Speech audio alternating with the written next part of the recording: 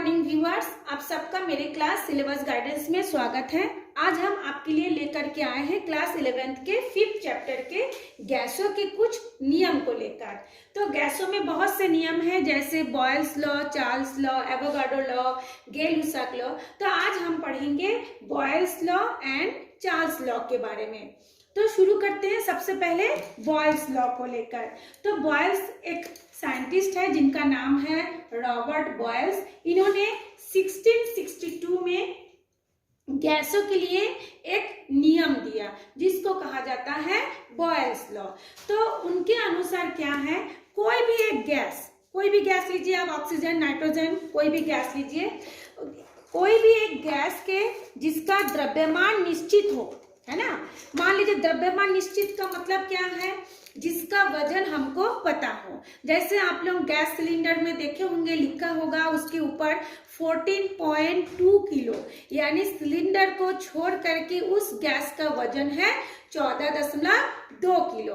तो वो हो गया उसका द्रव्यमान। तो उन्होंने बताया कि किसी भी गैस का जिसका द्रव्यमान पता हो हमको, उसको स्थिर ताप पर, यदि उसका तापमान हम स्थिर रखते हैं और यदि उसका दाब में हम लोग परिवर्तन करते हैं तो उसका आयतन में भी परिवर्तन होगा।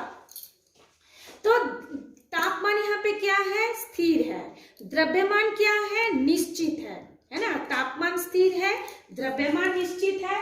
अब उसमें हम लोग क्या करेंगे, उसके दाब के जब हम दबाएंगे उसको, उस गैस को, तो उसका आयतन में क्या परिवर्तन होगा, उसी के ऊपर बॉयल्स ने एक लॉ बनाया जिसको कहा जाता है बॉयल्स लॉ। तो उन्होंने ये बताया कि किसी भी गैस के दिए गए द्रव्यमान के लिए स्थिर ताप पर, माने उसमें तापमान में कोई परिवर्तन नहीं होगा, एक निश्चित ताप पर गैस का आयतन उसके दाब के व्युत्क्रमानुपाती होती है। देखे होंगे आप लोग, जब पढ़े होंगे, एक शब्द आता है समानुपाती, एक शब्द आता है व्युत्क्रमानुपाती। तो समानुपाती का मतलब होता है दाब जितना बढ़ेगा घटेगा, उसका आयतन भी उतना बढ़ेगा घटेगा। लेकिन इस परिभाषा में दिया हुआ है कि स्थिर ताप पर किसी भी एक निश्चित द्रव्यमान वाले गैस का जो आयतन होगा उसके दाब के व्युत्क्रमानुपाती होगा, यानी उसका आयतन क्या होगा, दाब की तुलना में घटेगा, है ना। व्युत्क्रमानुपाती होता है मतलब वो उसके नीचे आता है, घट जाता है। तो उसका हम लोग यदि डेरिवेटिव बनाए तो कैसे बनाएंगे, मान लेते हैं किसी भी एक गैस का आयतन को हम बोलते हैं वॉल्यूम, यानी V इक्वल टू क्या हो जाएगा, उसका दाब को हम बोलेंगे प्रेशर, यानी P। व्युत्क्रमानुपाती मतलब एक बटा क्या हो जाएगा, P, यानी V आयतन व्युत्क्रमानुपाती 1/P। P मीन्स प्रेशर होगा। यहाँ पे आपको लिखना पड़ेगा एट कांस्टेंट टेम्परेचर, ठीक है। एट कांस्टेंट टेम्परेचर किसी भी गैस का जो आयतन होगा उसके दाब के व्युत्क्रमानुपाती होगा, यानी 1/P हो जाएगा। अब हम लोग क्या करते हैं, ये जो साइन है उस साइन को हटा के हमको इक्वल लाना पड़ता है। अब इक्वल क्यों लाते हैं, यदि हम इक्वल नहीं लाएंगे और ये जो होगा हमेशा उसमें परिवर्तन होते रहेगा, तब हम उसका आयतन को हम लोग नाप नहीं पाएंगे, है ना। तो उस आयतन को नापने के लिए हमको इक्वल करना पड़ेगा, मतलब उस ये जो क्रियाएं हो रही है, ये जो परिवर्तन हो रहा है उसको कांस्टेंट करना पड़ेगा। तो कांस्टेंट करने के लिए हम क्या लिखेंगे, V equal to K into I/P, यानी 1/P, I नहीं 1/P, यानी इस समानुपाती का चिन्ह को हटा के उसको स्थिर करने के लिए हमने समान इक्वल का साइन लगाया और उसके बदले में एक K लगाया और 1/P कर दिए। अब K इंटू 1/P हम लोग कैसे लिख सकते हैं, V इक्वल टू K/P हो गया, ठीक। अब यहाँ पे हम लोग क्या लिख देंगे, P इक्वल टू क्या लिखेंगे, प्रेशर। P इक्वल टू हम लिखेंगे प्रेशर।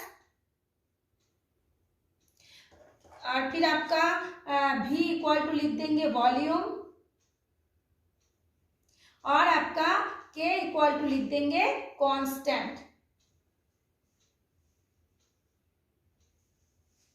ये हो गया ना, तो ये K इक्वल टू कांस्टेंट हो गया। और यदि हम लोग K का वैल्यू निकालना चाहे कि K का वैल्यू कितना है, तो हम लोग 3 गुना करेंगे K के साथ, इसके नीचे कुछ नहीं है मतलब 1, तो K इक्वल टू हमारा क्या होगा P इंटू V, P भी हो गया है ना। P को पहले लिखेंगे, V को बाद में लिखेंगे, क्योंकि P पहले आता है अल्फाबेट में, इस V बाद में आता है। तो हमारा K इक्वल टू P भी हो गया। अब K का वैल्यू गैस के किसके ऊपर निर्भर करेगा, प्रेशर। ये जो K का वैल्यू है गैस के जो प्रेशर कितना है, यानी उस पर कितना दाब है और उसमें कितना आयतन हुआ, उसके ऊपर डिपेंड करेगा ये K का वैल्यू। अच्छा, अब हम लोग देखते हैं जब तापमान स्थिर नहीं था, है ना, हमने तो बोला ये स्थिर ताप पर, जब तापमान स्थिर नहीं था उससे पहले हम मान लेते हैं ये जो गैस हम लोग लिए थे उसका प्रेशर था P1 और उसका आयतन था V1, और स्थिर ताप पर जब हम इसको बनाए हैं तब उसका प्रेशर बढ़ के क्या हो जाएगा P2 और एक तो हो गया ये V2। ठीक है, तो उस परिस्थिति में फिर इसका वैल्यू क्या होगा, तो उस समय हम लिखेंगे P1 V1 equal to K, P2 V2 equal to K। तो दोनों की यदि हम तुलना करेंगे तो फिर हमारा क्या निकलेगा, P1 V1 equal to P2 V2, ये हो जाएगा, है ना, इक्वल टू दोनों का क्या हो जाएगा, K हो जाएगा। ठीक, ये था हमारा बॉयल्स का लॉ। इसमें एक आप लोगों का ग्राफ भी आएगा। ग्राफ क्या आएगा, जैसे देखिए हमने लिखा है यहाँ पे वॉल्यूम यानी आयतन, इधर हम लिखे हैं P मतलब प्रेशर। यानी क्या होता है, जब हम लोग प्रेशर और वॉल्यूम के बीच में इसके ग्राफ देखते हैं तो ये देखा गया है कि रेक्टेंगुलर हाइपरबोला यानी समकोणीय अति परवलय का एक हमको ग्राफ मिलता है। इसका मतलब क्या है, यदि दाब बढ़ता है, ये देखिए ये दाब बढ़ रहा है, यदि दाब बढ़ता है तो प्रेशर क्या हो, वॉल्यूम क्या होगा, कम होगा। एक सामान्य सी बात है, आप लोग देखे होंगे, एक जो फुग्गा होता है, बैलून होता है, उसमें हम लोग हवा भरते हैं, है ना। तो जब हम लोग उसको दबाते हैं, ऐसे करके दबाते हैं, तो देखिएगा वो दब के फिर हमारे हाथ में ऐसे आ जाता है ना। जैसे इतना बड़ा है, आप दबाएंगे तो थोड़ा सा वो दब जाएगा। अगर वो दब रहा है यानी उसके अंदर के गैस तो निकल नहीं पा रहा है, लेकिन फिर भी वो थोड़ा सा क्या हो रहा है, दब रहा है। यानी प्रेशर बढ़ाने से उसके जो आयतन हो गया वो आयतन क्या हो जाएगा, बढ़ेगा कि घटेगा, प्रेशर बढ़ाने से उसका आयतन क्या हो जाएगा, कम हो जाएगा। ठीक है, क्योंकि क्योंकि गैस के अणु हमेशा क्या होता है, गैस के अणु दूर दूर रहता है ना, फैला फैला के रहता है।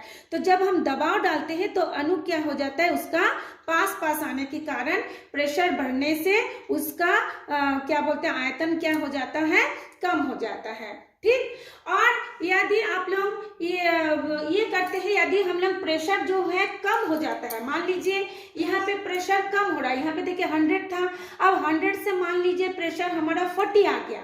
तो जब प्रेशर कम हो जाएगा तो गैस के अणु हमेशा दूर दूर रहने का कोशिश करता है, फिर गैस का अणु क्या होगा, फैल जाता है। तो फैलने से फिर पहले वो छोटा सा जगह में था, फिर वो फैल जाएगा, यानी उसका आयतन जहां पर भी वो रखा होगा उसका आयतन क्या होगा, बढ़ जाएगा। तो हमेशा इसको जैसे हम लोग ये ग्राफ बनाए हैं उसी से आपको पता चल जाएगा, यदि दाब कम हो जाता है तो उसका आयतन बढ़ता है, और यदि दाब बढ़ता है तो उसका आयतन घटता है। ये था आपका बॉयल्स का लॉ, जिन्होंने रॉबर्ट्स बॉयल ने 1662 में बताया। फिर भी मैं उसका एक बार और डिफिनेशन दे रही हूँ।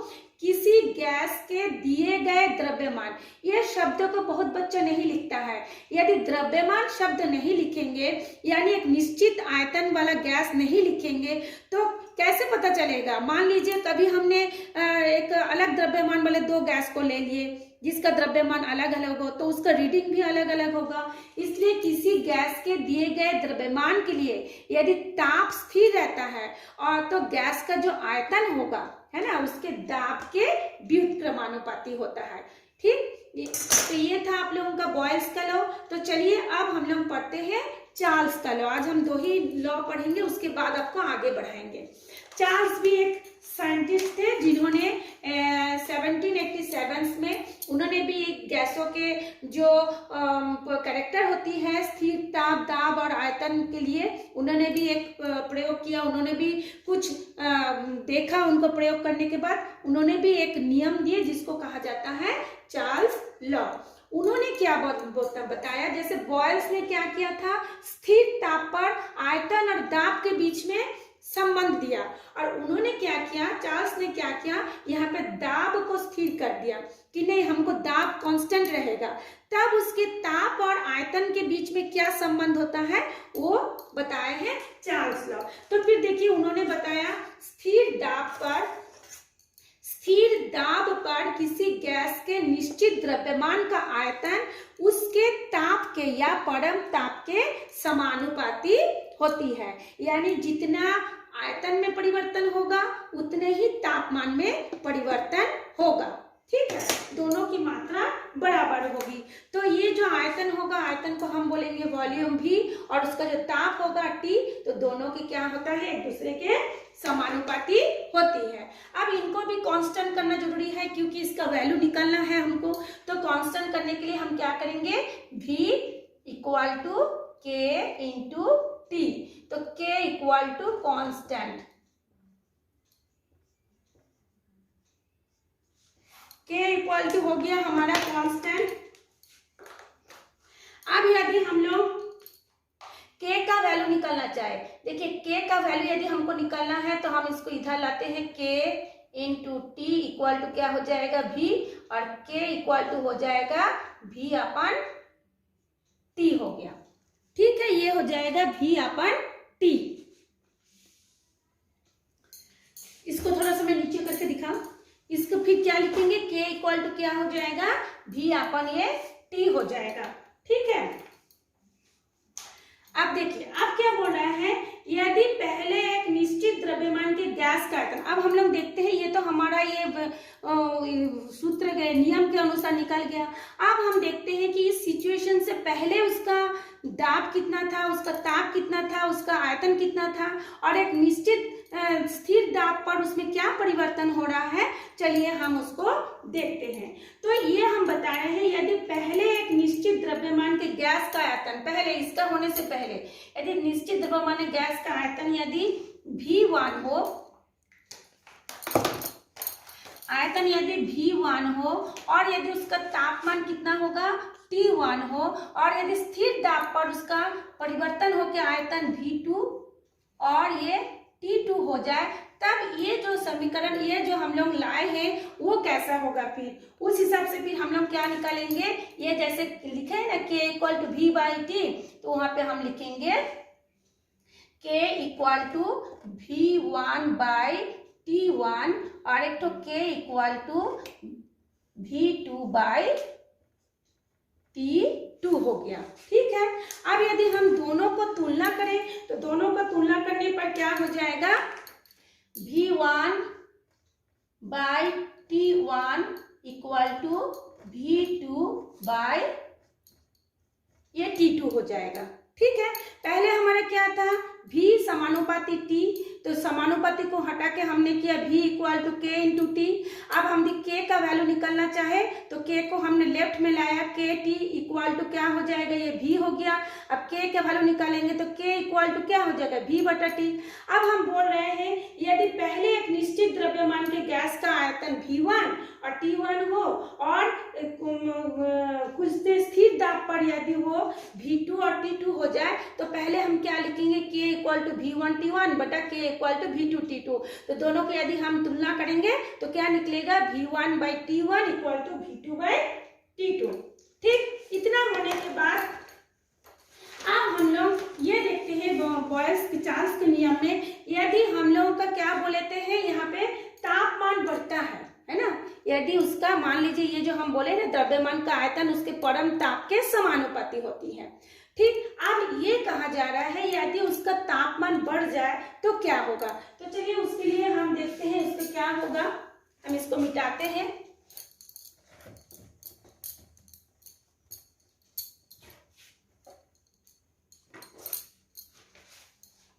अब यदि टेम्परेचर इसका तापमान 1 डिग्री सेंटीग्रेड पड़ा है, इसको दूसरा पेन लेते हैं। यदि इसका तापमान 1 डिग्री सेंटीग्रेड बढ़ जाए तो क्या होगा, आयतन भी बढ़ेगा। अच्छा, एक चीज आप लोग ध्यान दीजिएगा, ताप बढ़ने से आयतन बढ़ता है ना। कोई चीज को मान लीजिए आप सिंपल सा बर्फ को ले लीजिए, जब पानी जम जाता है तो बर्फ बन के छोटा हो जाता है। जब उस बर्फ को पिघलाते हैं तो फिर उसका आयतन बढ़ जाता है। इसी तरह से यदि उसका तापमान 1 डिग्री सेंटीग्रेड बढ़ता है तो उसका वॉल्यूम भी क्या होगा, इंक्रीज होगा। वॉल्यूम क्या होगा, उसके वॉल्यूम भी बढ़ता है। अर्थात जब ताप 0 डिग्री से 1 डिग्री तक बढ़ता है तो उसका आयतन कितना होगा, तो उसका आयतन 1/273 के भाग इतना बढ़ता है। यानी पहले में उसका ताप था 0 डिग्री, अब वो बढ़ करके क्या हो गया, 1 डिग्री सेंटीग्रेड बढ़ा, तो उसका वॉल्यूम भी बढ़ेगा। तो कितना बढ़ेगा, तो उसका वॉल्यूम 1/273, या फिर यदि हम उसको ऐसे लिखना चाहे तो 0.0036 भाग बढ़ जाएगा। ठीक है ना, इतना भाग वो क्या होगा, उसका बढ़ेगा। ठीक, अब हम लोग मानते हैं कि माना कि शुरू से किसी गैस का दाब कितना था, गैस का जो 0 डिग्री ताप कितना था, 0 डिग्री सेंटीग्रेड, पर उसका आयतन था, मान लेते हैं V0। शुरू में 0 डिग्री सेंटीग्रेड पर उसका आयतन था V0। अब 1 डिग्री सेंटीग्रेड बढ़ाने पर उसका आयतन क्या होगा, उसको हम लोग ऐसे, उसका आयतन मान लीजिए V1 हो गया। उसको हम लोग एक सूत्र से बताएंगे, है ना। तो सूत्र में कैसे बताएंगे, तो V1 इक्वल टू हो जाएगा, शुरू में था ये V0, फिर बढ़ गया। मैंने अभी अभी आपको बताया ना, जब 1 डिग्री सेंटीग्रेड बढ़ता है तो वो भी उसका आयतन भी बढ़ता है। तो कितना बढ़ता है, 1/273 का भाग जितना होता है उतना बढ़ता है। तो शुरू में था उसका 0 डिग्री, उस समय उसका आयतन था V0। अब जब तापमान 1 डिग्री बढ़ा तो उसका आयतन हो गया V1। अब V1 जब होगा तब उसका फॉर्मूला कैसे होगा, तो ये शुरू के साथ इतना को हम जोड़ेंगे। तो शुरू में था V0/2 ये 3 बढ़ गया। ठीक है, यहाँ पर भी V0 हो जाए, इतना बढ़ गया है ना, इसके साथ इसको गुना कर दिए। अब क्या होगा, V1 इक्वल टू हम क्या लेंगे, दोनों में से V0 को कॉमन ले लेंगे। तो V0 बराबर कॉमन लेंगे तो 1 + 1/273 ये 3 हो गया। ठीक है, 1/273 इतना हो गया। और यदि मान लीजिए यहाँ पे कितना बढ़ा, 1 डिग्री बढ़ा। अब मान लीजिए कि इसका तापमान बढ़ गया 2 डिग्री सेंटीग्रेड, तब वहां पे हम लोग क्या लिखेंगे, V2 हो जाएगा, 2 डिग्री सेंटीग्रेड बढ़ने पर V2 इक्वल टू हो जाएगा V0 × 1 + 2/273 हो जाएगा। ठीक है, तो 1 डिग्री बढ़ने पर यहाँ पे ये 1 हो जाएगा, 2 डिग्री बढ़ने पर यहाँ पे 2 हो जाएगा। अच्छा, अब बताया जा रहा है यदि तापमान ना बढ़ के घट जाए, पहले 0 था अब घट के -1 हो गया, तब कैसे होगा। अगर यदि वो -1 हो जाए तब हम लोग क्या लिखेंगे, जब -1 तापमान हो जाएगा, -1 डिग्री सेंटीग्रेड हो जाएगा, तब हम लोग लिखेंगे, ये जैसे हम लोग V1 लिखे थे ना, यहाँ पे लिखेंगे V-1 इक्वल टू V0/273 ऐसे लिखेंगे। ठीक है, फिर लिखेंगे V-1 इक्वल टू, दोनों में से V0 को कॉमन ले लीजिए, फिर क्या बचेगा, 1 - 1/273 हो जाएगा। इसी तरह से यदि -1 डिग्री के बदले में -2 डिग्री सेंटीग्रेड घट जाए, तब हम लोग क्या लिखेंगे, यदि -2 डिग्री सेंटीग्रेड घट जाए तब हम लोग यहाँ पे क्या लिखेंगे, V0 क्या लिखेंगे यहाँ पे, 1 - 2/273। अगर 1 डिग्री घट रहा है तो यहाँ पे 1 लिखे हैं, 2 डिग्री घट रहा है तो यहाँ पे हम लोग क्या लिखेंगे, 2 डिग्री लिखेंगे। ठीक है, तो ये था आप लोगों का चार्ल्स का नियम और बॉयल्स का नियम। इसको अच्छे से ध्यान से पढ़िए, तो आपके बुक में भी दिया होगा, आप उसके साथ भी थोड़ा सा मिलान करके पढ़िए तो आपको ये समझ में आ जाएगा। अब हम नेक्स्ट डे पे पढ़ेंगे गैलुसैक का नियम और एवोगाड्रो नियम। तब तक आप इसको देखते रहिए, समझते रहिए। थैंक्स फॉर वॉचिंग मी। जो पहली बार देख रहे हैं वो इस चैनल को सब्सक्राइब कर ले, ऐसे घर बैठ के पढ़ाई का आनंद लेने के लिए।